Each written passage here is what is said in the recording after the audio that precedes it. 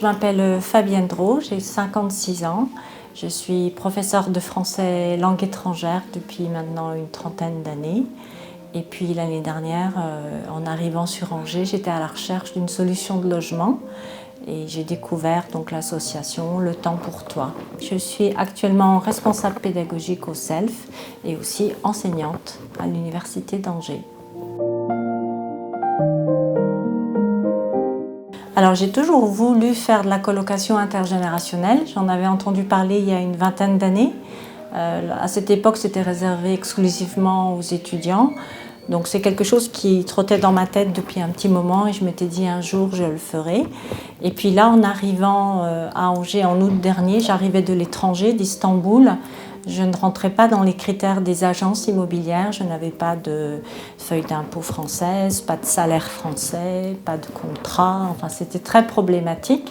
Et donc l'université m'a proposé donc, de regarder du côté des associations et donc Le Temps pour Toi. Et c'est quand j'ai pris contact avec l'association et j'ai rencontré donc une des responsables, Madame Barré, qui m'a proposé de me mettre en relation avec un senior pour faire de la colocation. J'habite depuis le mois d'août avec Jeanne, je pense que je peux l'appeler par son prénom, elle ne se vexera pas.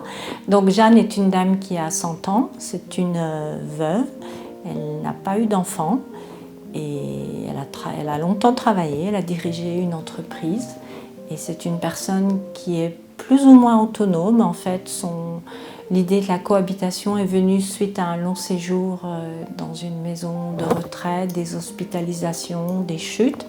Et puis, comme elle souhaitait terminer sa vie à la maison, ses neveux ont fait des démarches et ont eu l'idée donc de faire appel à l'association. Au quotidien, ça se passe très bien, sachant que je travaille, je suis absente une partie de la journée puisque je pars le matin, il est 8 heures, je rentre à 18, 19, parfois même 20 heures.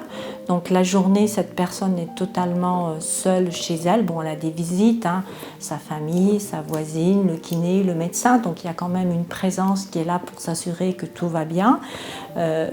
Nous partageons les espaces communs, la bibliothèque, le salon, la cuisine. Je peux utiliser tout l'électroménager comme je le souhaite.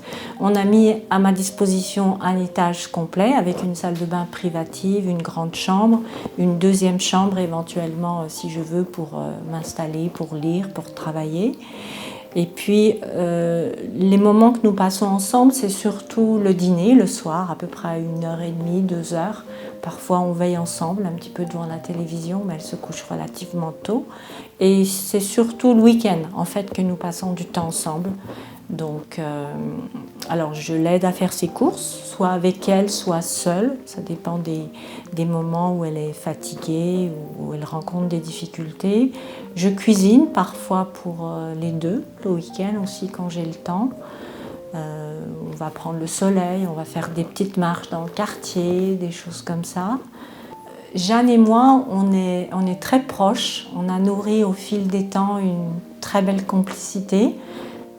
Je lui dis souvent que dans une autre vie, on aurait pu être amis.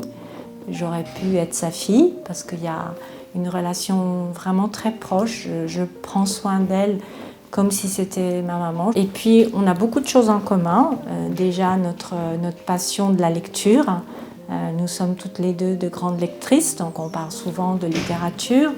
Moi, à Angers, le week-end, je vais beaucoup au cinéma, visiter des expos, donc je lui fais partager indirectement mes visites culturelles.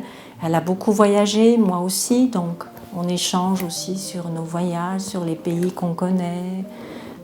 Nous discutons de plein de choses, il n'y a vraiment aucun tabou. C'est formidable. Et puis elle me parle aussi d'une période que je ne connaissais pas, qui est la guerre. Donc pour être issue d'une famille de résistants, c'est intéressant de discuter avec quelqu'un comme Jeanne.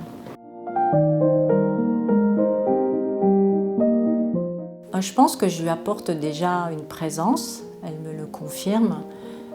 Je pense que ma présence aussi la rassure, que ce soit de jour ou de nuit, surtout de nuit. Et comme je l'ai déjà expliqué à d'autres moments, elle a connu plusieurs chutes. Elle a encore glissé il y a quelques jours dans la cuisine. Donc le fait de savoir qu'il y a quelqu'un qui est là, qui peut appeler les secours, qui peut l'aider à se relever si elle tombe, c'est important pour elle. Donc ça rassure Jeanne, ça rassure aussi sa famille de savoir qu'il y a quelqu'un sur qui on peut compter. Et puis après, étant plus jeune qu'elle, j'imagine que je lui apporte un peu de joie, un peu d'exotisme aussi, parce que comme j'ai vécu dans tellement de pays, je lui raconte de nombreuses anecdotes et ça la fait rêver. Elle est toujours très impressionnée par les petites anecdotes que je peux lui raconter. Donc quelque part avec moi, elle voyage par procuration. On s'est mutuellement adoptés, je dirais, l'une et l'autre.